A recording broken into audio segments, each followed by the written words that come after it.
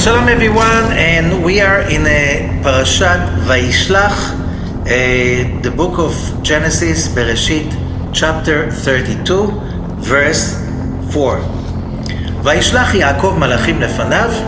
Yaakov is sending angels to Esau his brother, and that's the name of the parasha. Okay, what is the parasha about? If you read the story itself, it's basically the nightmare of a human being. Here is Jacob coming back. Just the previous parasha, Jacob left his home, his father and mother in Beersheba, south of Israel, and he goes to his uncle Haran, Turkish Kurdistan, to get married.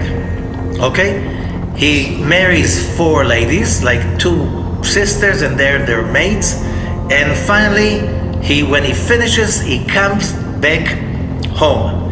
And as he approaches the promised land, he's in the borders of what is the land of Israel today, and he's sending messengers to Esau his brother to remind us he left Beersheba because Esau, his brother, wanted to kill him. So now he's sending messengers to Esau to tell him as follows. Ko tomru la'adoni le'esav, verse 5. So you should tell my master Esau. So כה אמר עבדך יעקב, עם לבן גרתי ואחר עדתה. So said your servant Jacob, I lived with Lavan till now, and so on. I'm not going to translate the whole thing. You can get a translation, but he's sending a message to Esau, I'm coming back home. Okay, why did I say nightmare? Because the result is that the messengers come back and say, we found your brother Esau, we told him that you're coming, and here he comes with 400 warriors to meet you. Warriors means he's coming to kill you. He still wants to kill you, and now he gathered an army. It's not your brother that lived at home with you 20 years ago. Now he has a whole army of 400 people of combat. Okay?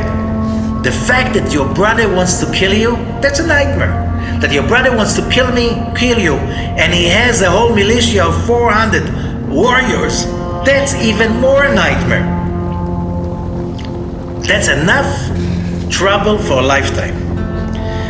Jacob, to tell the story, Jacob is really getting afraid. He's getting ready for the war. He has no militia. He has 4 women, wives. He has 12 children. How is he going to deal with the army that his brother brings upon him? Okay, he's sending gifts to his brother.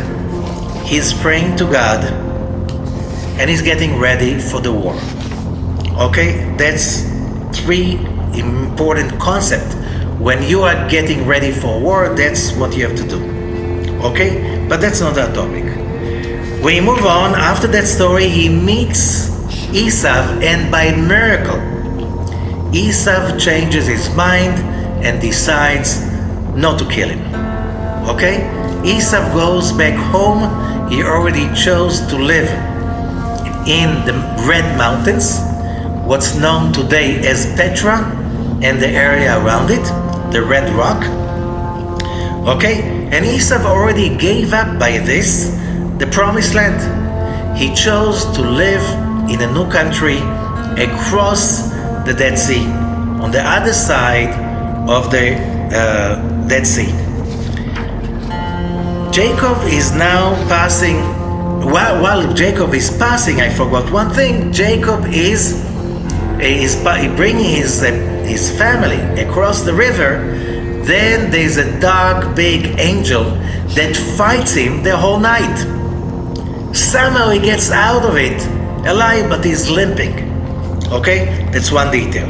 Okay, now after this meeting with Esau, that's like,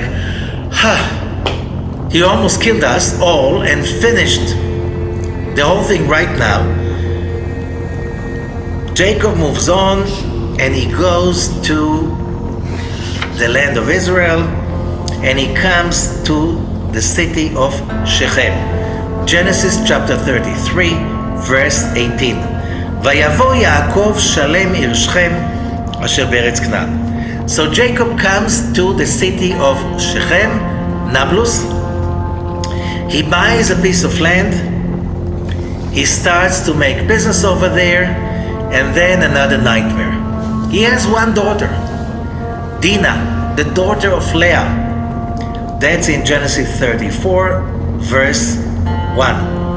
And Dinah makes herself friends among the girls of Shechem, and somehow the son of the leader of Shechem, his name is also Shechem, falls in love with her. He kidnaps her and he sleeps with her, and she gets pregnant. Okay, this is another terrible nightmare. You know, for father to have something that is happening to him. Okay, the sons of Jacob realize that Dinah is with Shechem, the son of the president of the city of Shechem.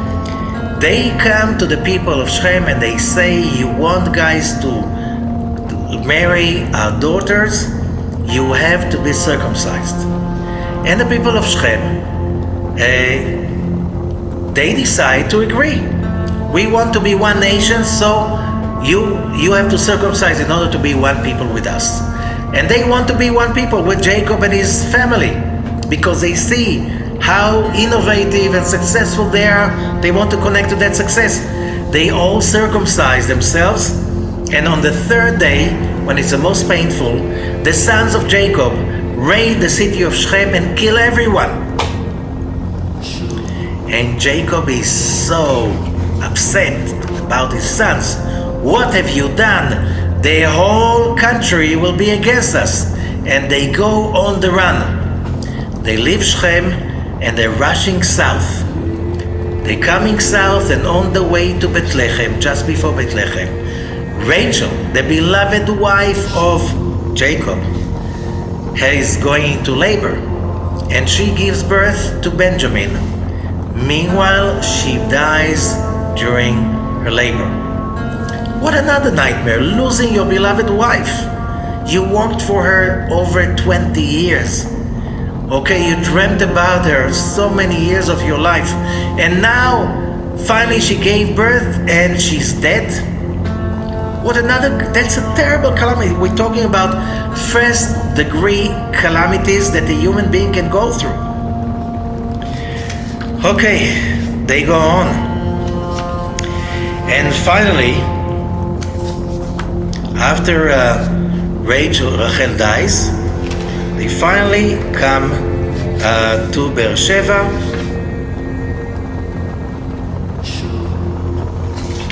And then there's another story. Genesis chapter 35, verse 22. ויהי בשכון ישראל בארץ ההיא. Okay, they're coming to Migdal Eder, which is south of Bethlehem. And then Jacob hears that Reuben, his firstborn, okay, goes in bed with Bilhah, his mistress, concubine. Okay, this doesn't sound well. And then finally, verse 36, after all of these calamities in one chapter, one parasha, verse 27, ויבוא יעקב אל יצחק אביו ממרא, קריית הארבע היא חברון. Jacob comes to his father Isaac to Hebron, and he joins the place that his father and his grandfather lived in. Okay, that's the story. And then chapter 36, it's about the story of Esau. Ve'ele toldot Esav, and these are the generations of Esav, who Edom, he's Edom, the red one. And then he speaks about the lineage of Esav and how many children he had, and finally how from Esav, one person, came out 12 tribes, 12 nations, and their leaders are called Alufim, in modern language, generals, warlords, Alufim, warlords, or generals of fight and war. And we finish the parasha with it. Now, what a story. And that raises the question, here we have somebody so righteous as Yaakov, somebody so spiritual. He is the one of the three patriarchs, the three fathers of the nations. He is the one who really completes the whole structure of the tree of life of right, left, and center, Chesed, Gevurah, and Tiferet. And he deserves to have such a horrible life. You read this parasha, and that could be so depressing. Same way as you look at so many people's lives, and that could be also very depressing, unless you look at the whole story from a different point of view. What is the need for us, asking the Zohar, to learn about the lineage of Esav and his offsprings? And the answer is as follows. Every verse in the Torah has few meanings, few ways to understand. Yes, there was the story of the development of Esav becoming a nation here, about 12 nations. They have warlords, and the nature of Esav of war and fights and conquest is one aspect of humanity. We have that aspect about competition, about fighting, about conquest, about all what Rabbi Isaac Luria is saying. This is the power of what is called the element of fire.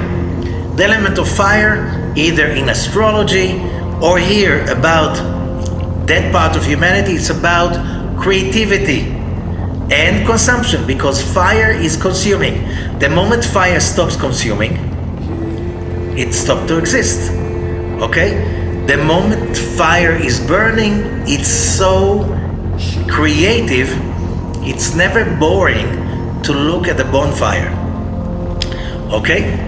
And that is basically the essence of the Western culture, Edom. It's all about consumption, it's all about creativity, it's all about conquest, generals, it's all about conquest. For centuries, it was about, for millennia, it was about physical conquest, about wars and armies, and lately, in the last century, in the last few centuries, it became more about what about trade, conquering via trade and brand names like Coca-Cola, and there's so many companies that are bigger than countries by wealth, by power, by influence. That's part of that fire that is the culture of Esav.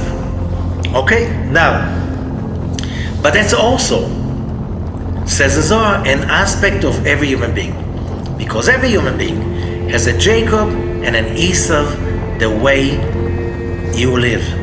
You're born with the Esav, which means that is the body consciousness. The body consciousness is about me, myself, and I. Yes, there is a religion like this. The fastest growing religion right now in the world is the religion of me, myself, and I. Narcissism, hedonism, selfishness, egotism. It's all about how do I get the most while giving the least. That's about it. And that's also called the civilization, the materialistic consumption civilization. It's all about creativity, no New inventions every year, new models of cars, cell phones, houses, everything has to be reinvented in a fast growing pace, and it's all about me. What's the problem? It's a bad business. Why? Because selfishness is so much away from the light of God that we are all after. How could it be selfish and enlightened? Impossible. I never met happy, selfish people. Which means that's not a surprise when you know these rules that those countries who make the most money, okay, they also have the highest level of consumption of antidepressants or all kinds of stuff around depression and lack of self-love. Okay, it's very hard to be satisfied. You're never satisfied when you're selfish. Impossible. Okay, so when we are talking about Jacob and Esau, we're talking about the fight, says the Zohar, that every human being has within himself. You're born with Esau, you're born with a body. The body needs to consume, to eat, to accumulate materials, stuff, acquisitions, properties, whatever. That's a need. You die without it. Okay? You cannot really continue life if you can't provide to a family and raise another family. Your DNA will cease to exist. That will be the end of the production line. Okay? So, because we need to produce, okay, that's our calling from our DNA, natural thing, we need to accumulate money, power, assets, and so on. That's normal. The point is, if that's the only thing we do, we have a problem. We forget that we all have a Jacob. And a Jacob is the real true soul beneath, inside the body. You cannot see the soul, but without the soul, the body is dead. Without the soul, your business is dead. Without the soul, your life is dead. You don't have a real family, you don't have a real community, you don't have real goals. It's all about accumulation of material, empty, void goals. So, as long as you don't recognize that war that every person has within, between his own Esau and his own Jacob, without realizing that we have two forces fighting inside us ongoingly. And that was a story in Parashat Toldot, when Rivka is pregnant and she has twins, and they fight against each other in her womb. And then she realizes that these two are representing two universal forces that are going to be fighting with each other all the time. And the question is, how did the physical, materialistic, elusive consciousness, the evil inclination, how was that created? And the Zohar is teaching us that the story in the end of the parasha is the secret of all of that, and it's called the Kings of Edom. Why? It says over there, it looks like a redundant story. Why would the Torah tell us this insignificant story? And the answer is, it's not insignificant. Where it says,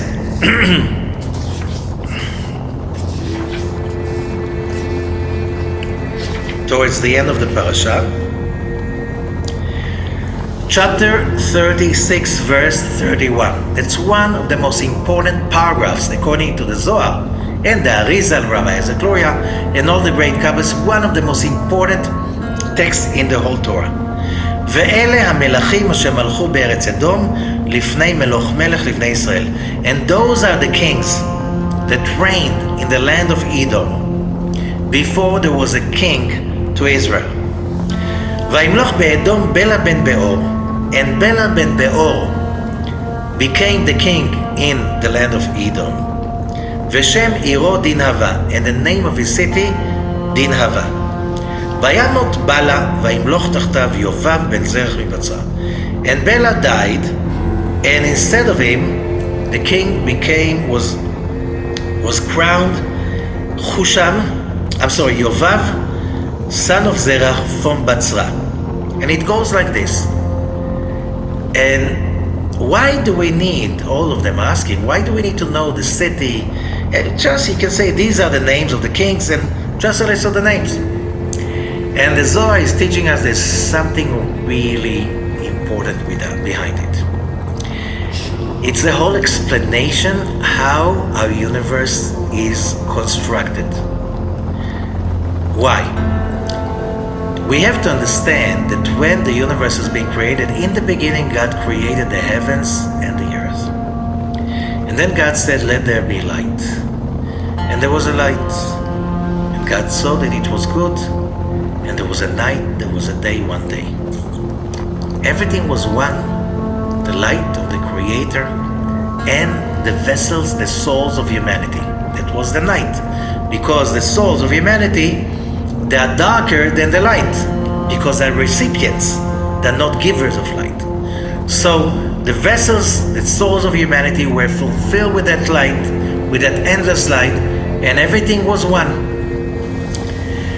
Now there's a problem.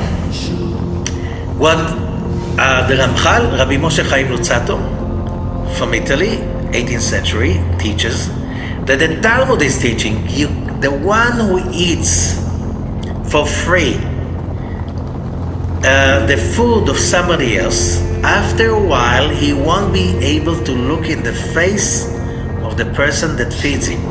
Which means, translation, people cannot stand being inferior, which means every person would prefer to give charity than receiving one. And the moment you receive charity ongoingly, and it looks like it's going to be forever, this is extremely uncomfortable. And therefore, because we were created in the image of God, and that's why we need to be independent and to be sharing, we could not stand the fact that we were created in the perfect state.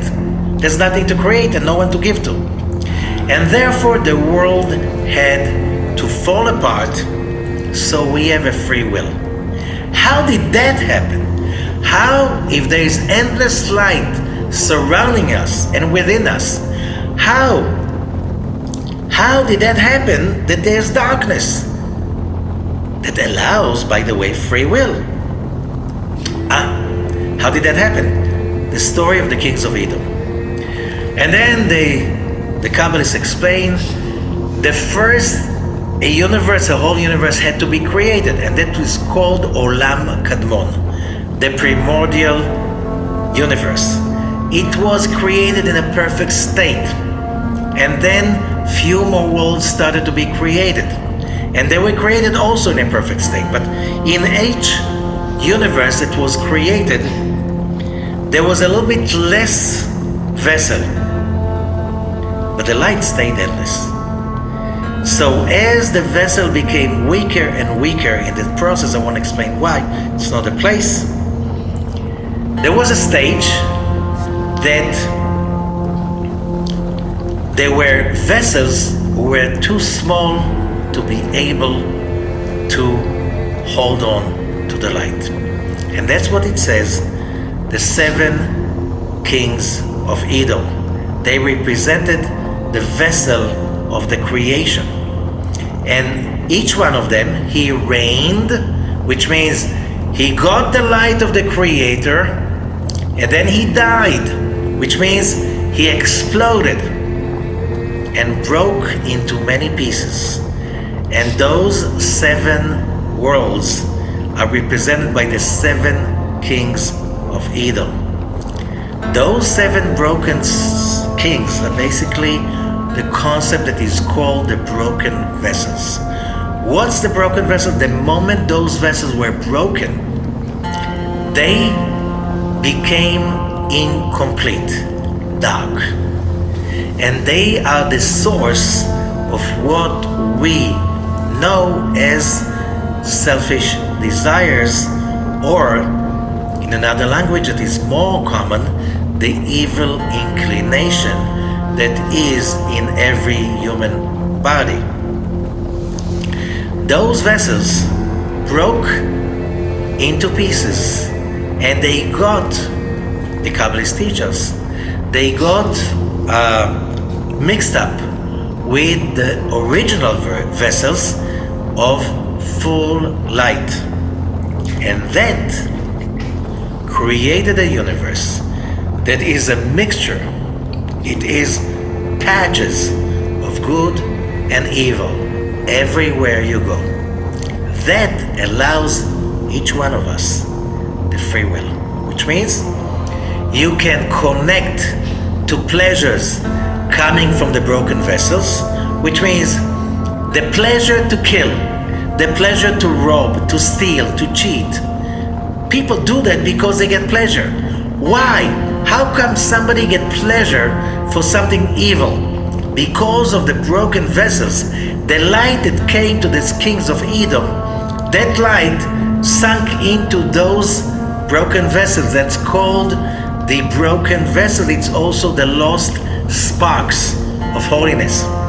So every time we overcome our negativity, our selfishness, our fears, anxieties, hatred, greed, and we excel and we evolve to a higher frequency of unconditional love, acceptance, tolerance, unity, and wisdom. Instead, we basically, in that case, we basically excel and evolve, and we rise. And when we rise, we pull with us one lost spark from the broken vessels. And that's called the process of tikkun of all of humanity.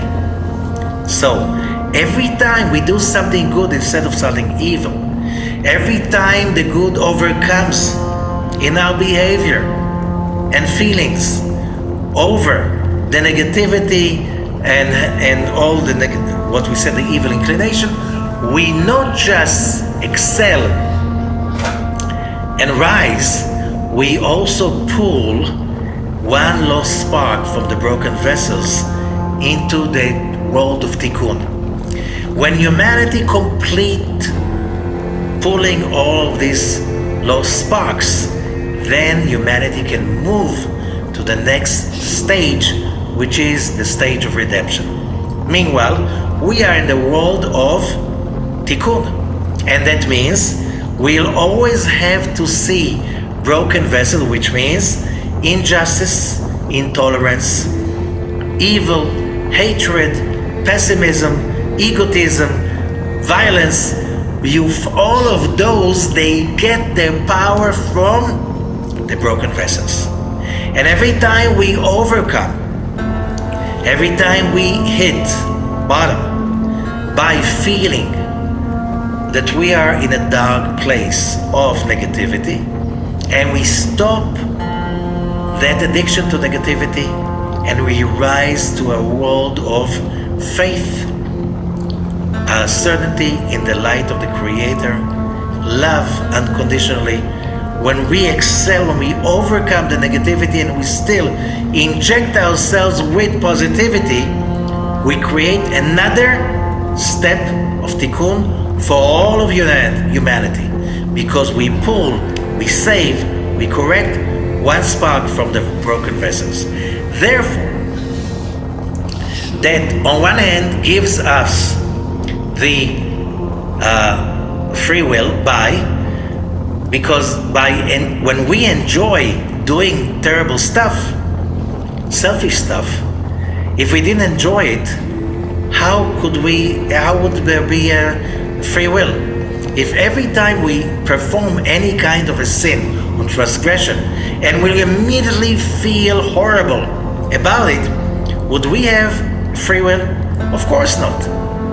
There are lost sparks in the broken vessels, and those lost sparks, they give the feeling of fulfillment when we make a transgression, when we follow our evil inclination. Okay, however, every time we do that, we fall deeper. That's like the seduction. That's the PR of the or advertisement system of the dark side. Come, come, come. You be selfish and you can enjoy. How long this joy lasts? 10 minutes, half an hour, one night, and then there's always the morning after. It's the high and the buy. That is connecting to the broken vessel. But it's also when somebody is doing a good deed for a selfish reason. If you do it from a selfish reason, you're not supposed to enjoy it. You do enjoy it. Why? You enjoy it because of the light of the broken vessels allows you to enjoy a selfish action, although it looks like it's a good one. You know, somebody made his fortune out of drugs and theft and forgery. Now you want to be accepted to the community, so you build a synagogue, you build an orphanage, you donate to the JCC, and you donate to Israel, and you become a really honorable person. And everywhere you go, people respect you. Okay? Is that wrong? So, teachers tell us, in a way it's wrong. However, you cannot deny that when that person is giving to real needs and it creates real light, that light, he didn't mean that, but that light, because there's a rule, the effect always must be included in the cause. So if I am a cause for someone else's revelation of light, that light must be flowing through me. I want it or not. When I give charity, when I help other people, in spite the fact that I'm doing it selfishly, the light that is being revealed cleanses my negativity. Why? These are the lights of the broken vessels, which means it allows me to do something selfish and enjoy it, even though it's not perfect yet. But I moved that spark of light a little bit farther, closer to the tikkun. And that allows us not just to do bad things and enjoy it, it allows us to do good things, but not always in a decent way, which means we do it as a marketing thing. Is that wrong? No. A lot of people think, no, either you do it 100% perfect or you don't do it. That's not the concept. Not in Kabbalah, not in Judaism. The concept is, since we are all mixture of good and evil, it will take you a long time to become perfectly pure. Till you come to a place that your charity is really from a real positive, perfect, pure source, that will take you a lifetime of exercising, which means meanwhile you give and your ego enjoys it. But you know what? That's better than spending money on drugs or on gambling, because when you give to others and you feel good about yourself, at least when you give to the needy, somebody else get the benefit and you get instead, by the laws of cause and effect, the benefit they got, it goes through you. And that, says the Zohar, cleanses us. So we don't need to be in a perfect, clear, pure intention to do something good. A, we can't. B, how would you be able to do that? You have to start from something and you get closer and closer. And that's called the system of the kings of Edom that died. Now, after we understand that, we understand that since Abraham, Isaac, and Jacob were the prototype of the spiritual human being What we read about him is not a gossip. It's not a myth. And it's not a saga like it is a telenovela or soap opera. It is basically laying the rules of our own success. So yes, Jacob is sending the messengers to his brother Esau that he's coming. And the Zohar is asking a very simple question. That's in the Zohar, Asulam, verse 22 of Parashat Vayishlach. אמר רבי יהודה, מה יחם יעקב דשדר לו לעשיו? ואמר אם לבן גרתי וכי מה עבד בשליחותי ידי עשיו? מילדה. לבן הארמי קלי אזל בעלמא, דלהבה ברנש דשזב מיני דהוא והחרש בחורשין ורב בקוסמין. Okay. The first thing is, why did Esau, why, let's start it from this way. Why, we'll read before verse 15. וישלח יעקב מלאכים, אמר רבי אבא וכי עמי יתאר יהיו לגבי דעשיו. ותב אבל אל ישתוקי מיני.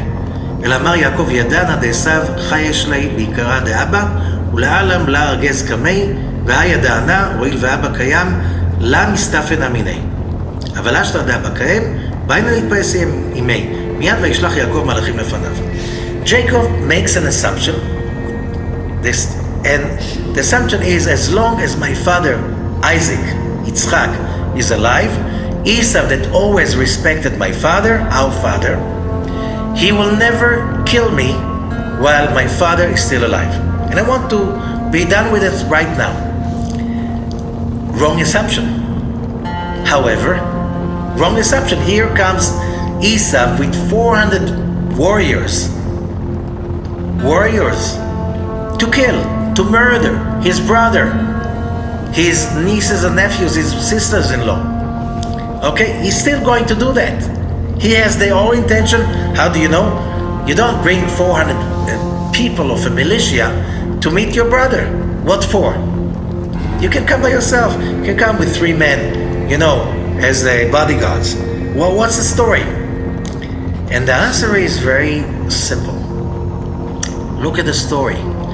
Jacob did not figure it out logically properly. However, he did not procrastinate. He said, if I'm coming back to the promised land, the reason I went in the first place is because my brother wanted to kill me. So I'm not going to procrastinate. I'm going to deal with this the moment I come back and enter the boundaries of the promised land. Why? Because I don't want to live under the fear that any moment Esau can come with his army and kill us. That's not a life. I have to deal with this and you know what? He made a logical wrong assumption according to that. But the result was that when he comes to the promised land, he fixes the story with Esau. You cannot logically understand how did he do that. He used a whole strategy that we learn from that. That yes, he could come to Esau and say, what do you want? I didn't steal your birthright, you sold it to me. Okay, but you know what? Being right is not going to settle the issue. You have to be smarter than that. Being right in politics, in relations among countries, among families, societies, companies, nobody cares about what's right. It's all about interest. It's all about Esau's selfish desires. So you have to realize that. Say, but God, I'm right, they're wrong, it's not fair. You cannot run a life with the fair, not fair issue. You just become an eternal victim. So Jacob says, I do not have a militia. I don't have an army. He has an army. I have to outsmart him. So the Zohar says the first thing he sent him the messengers, and they tell him, hey, I'm your slave, you are the master. I'm your slave, you are the master. And he sends Esau more and more gifts.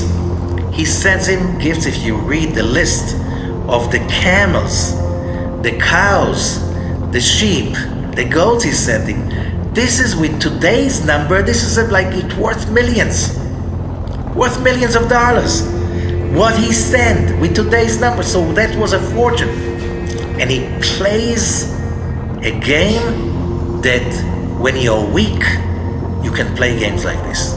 On one hand, he sends all of these gifts, and he tells his brother, I'm sorry, I apologize, I wronged you, I want to apologize, I want you to love me, I love you, here, take the gifts. You know, when you give gifts, something moves, something changes when you give gifts. But that's not enough, because in the Middle East, when you just give, they kill you and take the whole thing. Giving is not enough. Within the giving, he's also showing power, real power. What's the power? He says, I am coming from Lavan. And the Zohar says every person in the area, in the whole Levant of those days, knew that Lavan was the most vicious, powerful sorcerer in the neighborhood. Anyone who had to deal with Lavan either was killed or robbed or stayed without nothing. So that was Lavan. He was selfish, he was powerful, he was ruthless, and everybody knew that. When Jacob is saying to Esau, you are the master, I am the slave, he's humiliating himself. When he's showing him so much love by giving him so many, like millions worth of gifts, a fortune, the same time he's saying, I became very rich living with Lavan, and I came now with this to give you gifts. What does Esau think? On one hand, he is kind of like, who doesn't like gifts? And gifts of such magnitude and power?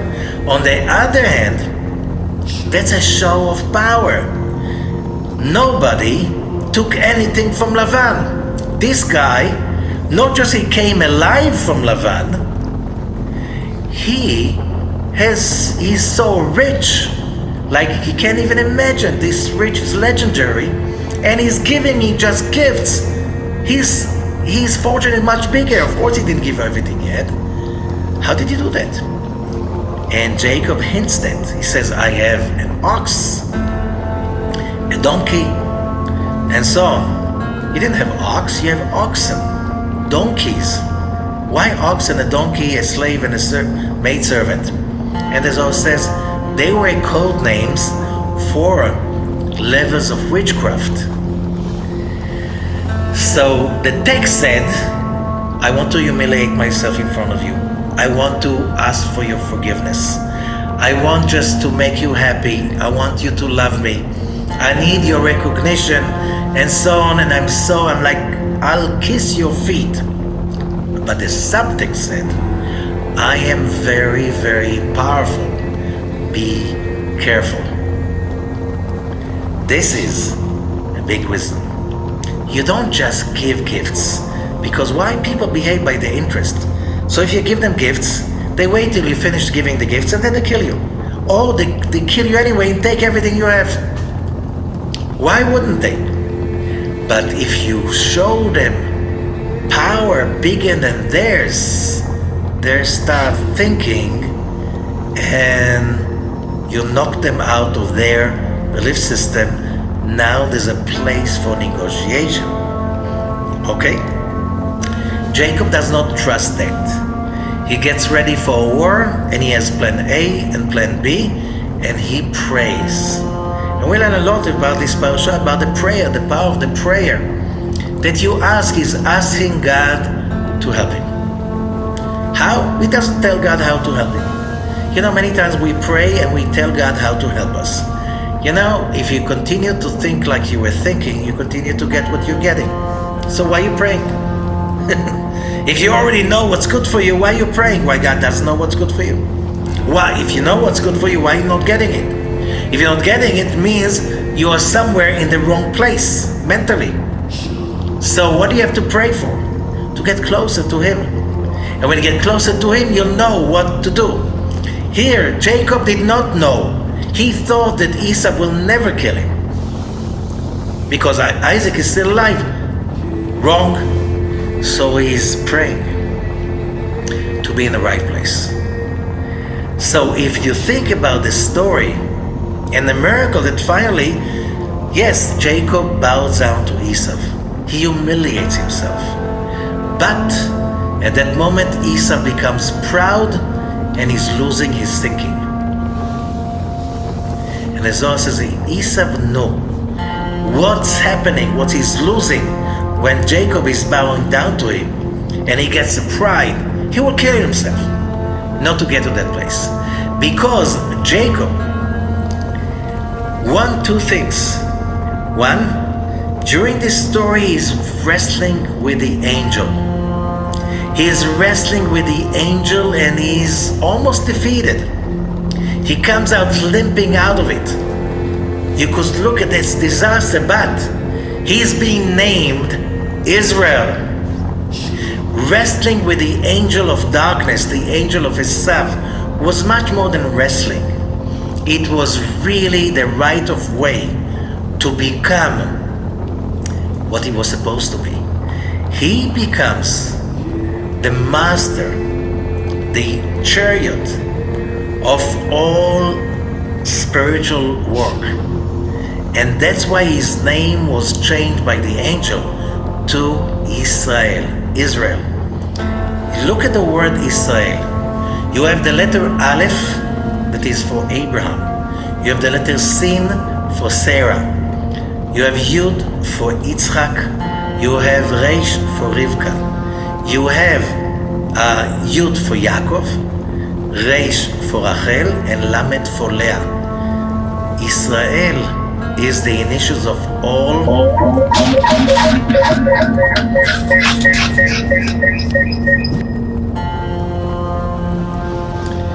Israel is the combination of all of them. If Abraham, Isaac, and Jacob and their wives were chariots for Chesed, Gvura, and Tiferet, right now Israel is beyond Chesed, Gvura, and Tiferet. It is that. It is right now the ability to overcome and the chariot of overcoming anything of this physical world limitation. He becomes so, yes, he went through terrible stuff, but he became Israel. Jacob is from the root Akev. Akev means the heel. The heel stands on the ground. Jacob is on earth. Israel is the letters of Li Rosh, the head. The head is mine. Now he's at the head, he's not the heel anymore. Okay, he's not holding the heel of Esau. He's now overpowering Esau because Esau lost everything he had when he became proud, as Jacob is bound down to him. When he became mixed up because he didn't know. Should I just raid that person and take everything he has? Or should I be afraid because he has powers? How did he get out of Lavan? Alive. And now he's with a whole big family and he's so much fortune. He must be a bigger sorcerer than Lavan. You need, when you want to negotiate, you have to remember. On one hand, you have to show kindness and love and giving. On the other hand, you have to show strength. Otherwise, why should the other side consider your needs? Remember that. So, the first round in this parasha, Jacob is winning. Why? Because the result, he came to the promised land and Esau was never a problem since that moment. Mission achieved. Not the way he planned, but mission accomplished. That's one thing. People don't realize that. Now, living without the threat of Esau for the rest of his life in the land of Israel, this is a big thing. And he achieved that in a very short time. That's one thing. Okay? How do we know? We see it when it says very clearly.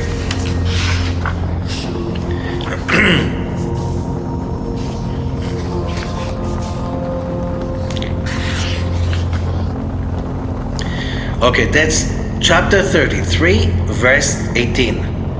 Vayavo Yaakov Shalem ir Shechem. And Jacob comes to Shechem Shalem. Shalem means complete, a whole. He reached, finally, a true level of completion. This is not something simple. The winning, the duel with Esau, all of that game that he had, he reached completion. And that's a big, big thing. Then comes the story of the terrible story with Dinah in Shechem. He can't stay in Shechem. He runs away out from Shechem. And in the way, Rachel dies. But remember, what happens when Rachel dies? And the whole Zohar goes into another explanation. The moment Benjamin was born, Jacob accomplished the whole chariot of controlling the 12 signs of the zodiac. Benjamin was number 12, son number 12.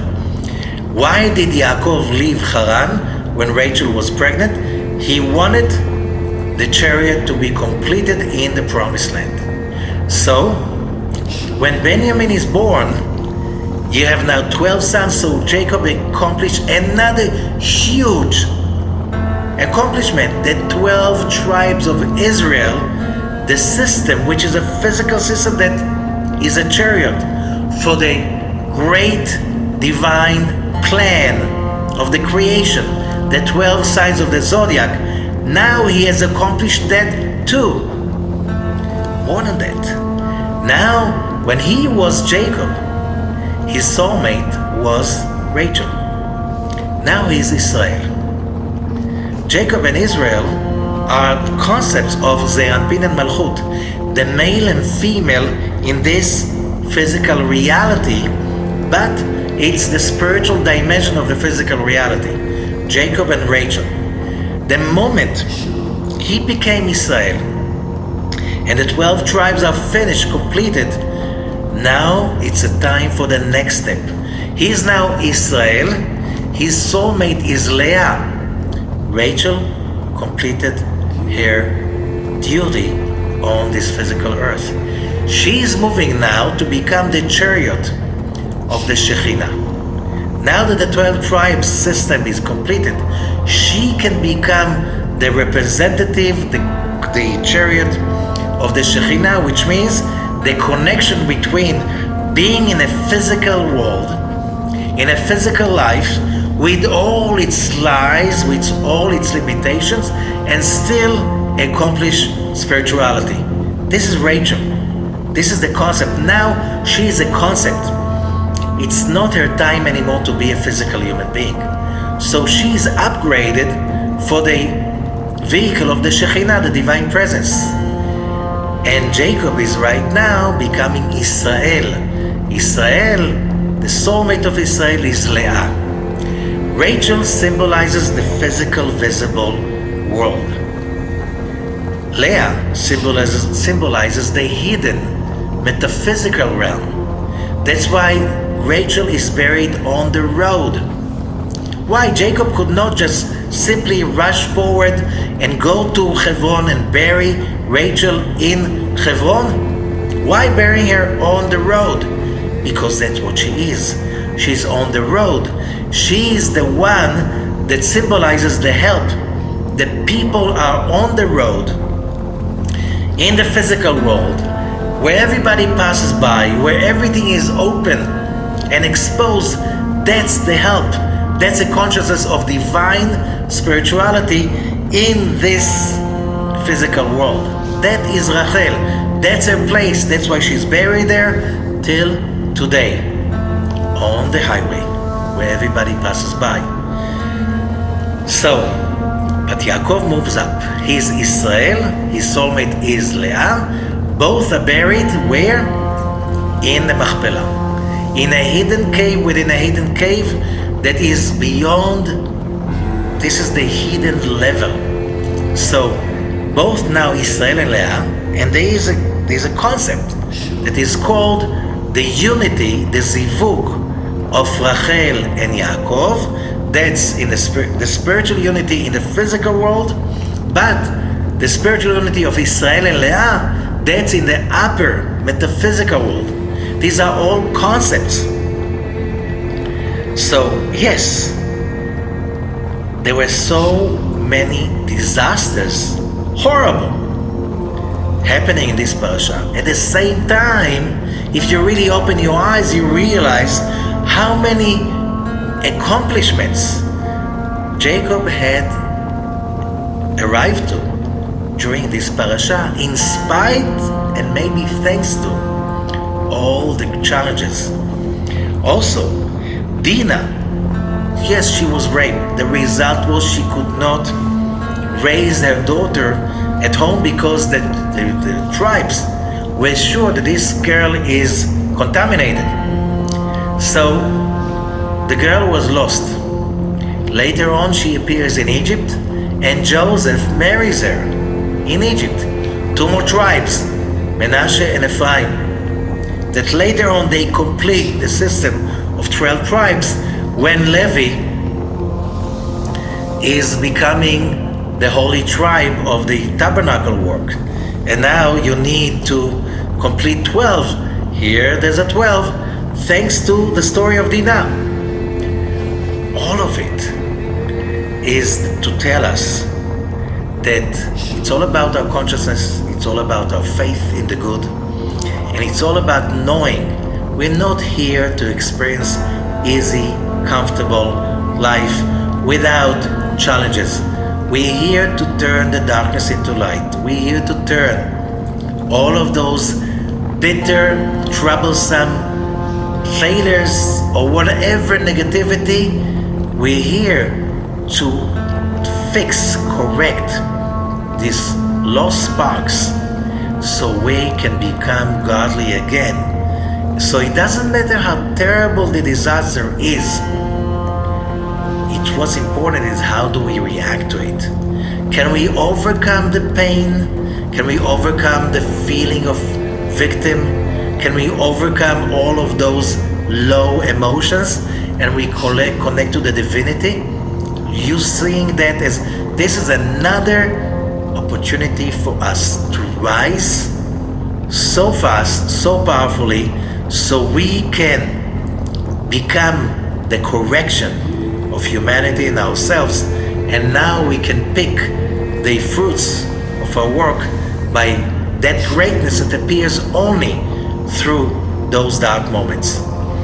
Thank you so much, and enjoy your work today and this week.